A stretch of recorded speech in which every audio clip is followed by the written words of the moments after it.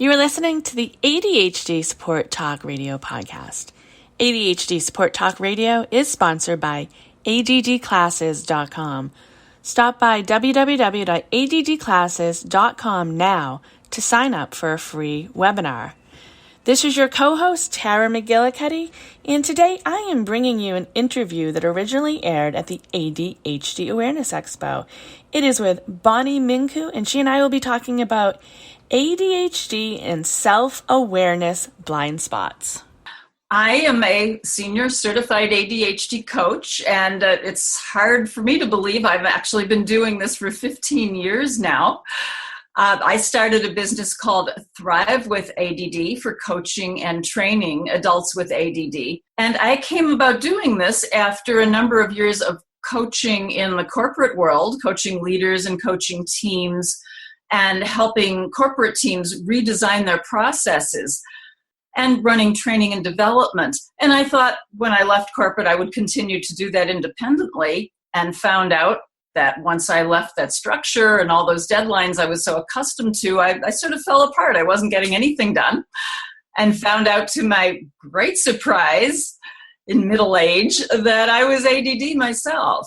And that was so intriguing to me that I joined the ADD Coach Academy and trained on how to coach ADD adults. And that's what took off for me. And that's how I've been doing this for 15 years.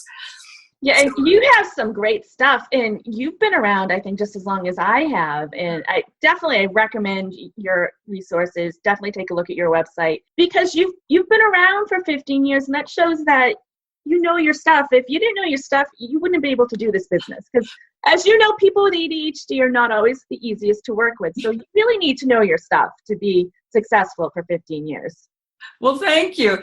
Yeah, what I love about coaching people with ADD is every individual does need to kind of redesign their process. So I'm drawing on my old process consulting skills as well as the coaching in order to do that.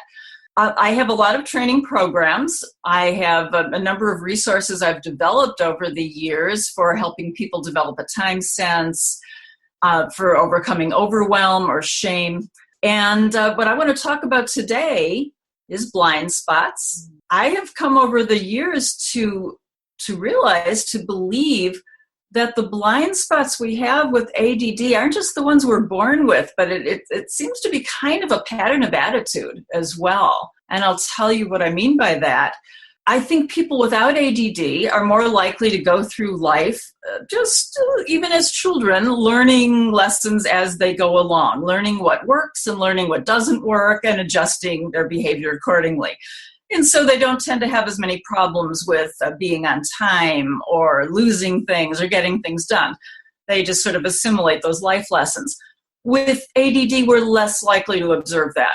Our mental filing cabinet just doesn't work as well, and we're not filing away those life lessons and drawing upon them later to learn them. So we keep making the same mistakes over and over again. And that gets to be the tendencies that are sort of the stereotype ADD. Mm-hmm.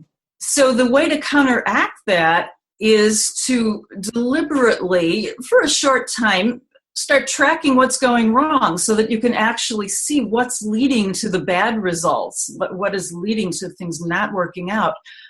What I've found, and I used to get really frustrated about this, is people would not track it. They would absolutely refuse to track it. And at first I thought it was just a little impatience, kind of laziness. They can't find the tracking form, little things like that. And so I'd find ways to get around it or to make that not be a problem. But I've come to realize more and more, and as people admit, they don't want to see what they're doing wrong. It's painful. I mean, I have two examples. Like when I gain weight, I don't want to get on the scale. I don't want to see that big number. Or if my finances haven't been in great shape, I don't want to open the bill. It's painful. But when I don't deal with it, the problem gets worse, and I can't come up with ways to improve it. Yeah. Well, the irony is people are wanting to deal with it because they're encountering me because they've hired me to coach them, or they're in one of my training programs. So they are ready to deal with it, yet they don't want to know the specifics. Mm-hmm. Yeah. They want a solution that they'll hear and they'll think, oh yeah, that sounds great. I can do that. But what good is a solution if it isn't solving your problem? Yeah. The reason you need to spend a short time tracking exactly what goes wrong when you attempt a new solution, let's say, that doesn't work out, is you want to find out what's the trigger that makes it not work. What's the thing that throws it off? Because that gets to the real problem. Very often what seems to be the problem is just sort of the superficial thing. And a solution you try might just be like putting a Band-Aid on that superficial thing, but it doesn't get to the real problem. Just as an example, sometimes someone will have a problem that they're late getting somewhere. I mean, this is kind of an easy example. But let's say day after day after day, they're late leaving the house to get to work. And you get to why are they late? And bottom line, if you keep asking why, it turns out that they can't get out of bed because they're exhausted because they're staying up too late. Yeah. Mm-hmm. And it sort of comes down to the real issue being if you don't solve that lack of sleep, it's going to be almost impossible to get up on time. Yeah. And some of the time management strategies in the morning aren't going to do any good if you can't get out of bed. Right. Yeah. Right. You can devise these wonderful strategies, and time after time after time, you keep shutting off the alarm clock in your sleep because you're just too tired. Yeah. But and some of them aren't quite as easy as that to get to. But one trick that people can do just by themselves and maybe not even tracking is when something doesn't go right, ask yourself why, and you come to an answer, and then ask yourself why again, and keep asking yourself why. At least 5 times. By the 5th time, you will get to the root cause problem. Mm-hmm.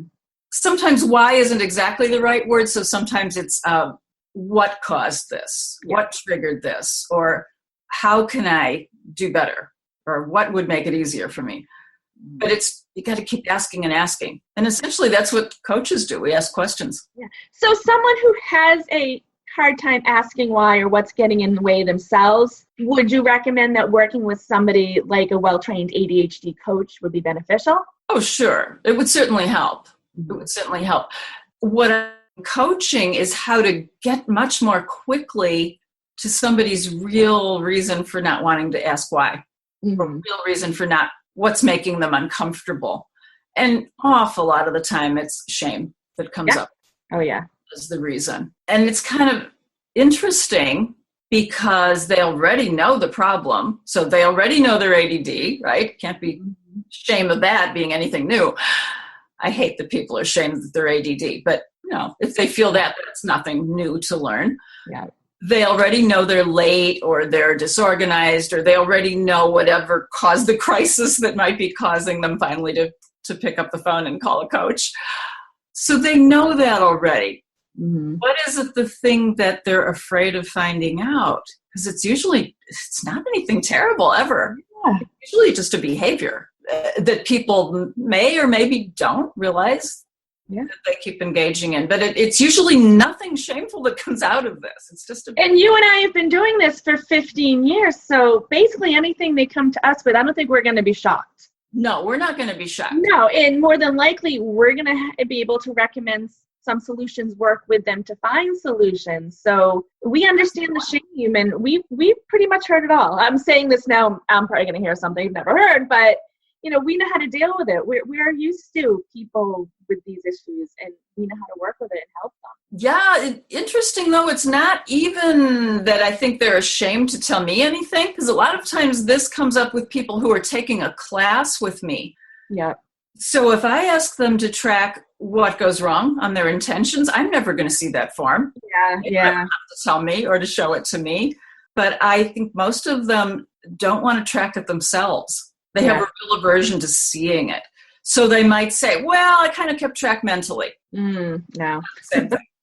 Definitely isn't. It's more beneficial to have it written down. And it's more challenging. It enters the subconscious more when you write it down. And it's hard to see that you spent 99% of your time on Facebook, and but it's like, but once you see it, you can change it. It's and the funny thing is, people who do spend all their time on Facebook, they know that already. It's not a surprise to them. Yeah. So they're the asking why might be digging a little deeper. What caused you to stop doing the work that you were doing and turn to Facebook? Mm-hmm. The answer might be as innocuous as I saw, an email notification that a new Facebook entry popped in, and I wanted to see what it was. Okay. And again, that wouldn't be anything new and shocking. They already know they would have a tendency to do that. But to see in that instance that pulled them off of work might lead to the solution of, can you shut off your notifications and emails or your social notices? Yeah. And before people may have thought of that, I'm sure that would be not the very, very first time they've heard a solution like that. But hearing it in context with actually tracking that it did pull them off course, and maybe that happened 5 times in a week, might make it a little more powerful to them that, hey, maybe I really should turn off those notices. Now, Bonnie, we're getting towards the end of today's video. Are there any final thoughts that you'd like to share about self-awareness and blind spots that you haven't shared yet today? Well, I would say that the whole reason they're called blind spots is people do tend to be blind to their own spots. It's easier to spot somebody else's. It's easier for a coach to hear what somebody's saying and kind of hear between the lines that someone can't hear themselves. But every solution of every kind has, in order to be meaningful and actually work for you, has to start with the self-awareness. And the longer you avoid the self-awareness, the more you're going to think, I am so hopeless. I'm trying all these things that I hear about and I read about and nothing is working for me. It's because it's not really customized to you. So the self-awareness will allow you to customize it to yourself. And I have a program starting in October called Procrastination Transformation that gets into solutions on all kinds of different reasons why people are not getting started. You can read about it on procrastinationtransformation.com. Very long mouthful there. But that's my program. My website is thrivewithadd.com. And I give solutions on all kinds of things. You've got to be willing to look in the mirror a little bit for them to work. Thank you so much, Bonnie. And definitely check out Bonnie's website, Thrive with ADD. You have some great resources, classes, just a little bit of everything. Definitely check it out. And I'd like to thank everyone for taking this time to watch this ADHD awareness video. Be sure to stop by our online exhibit hall. Thanks again, Bonnie, and everyone have a great day. Thank you, Tara.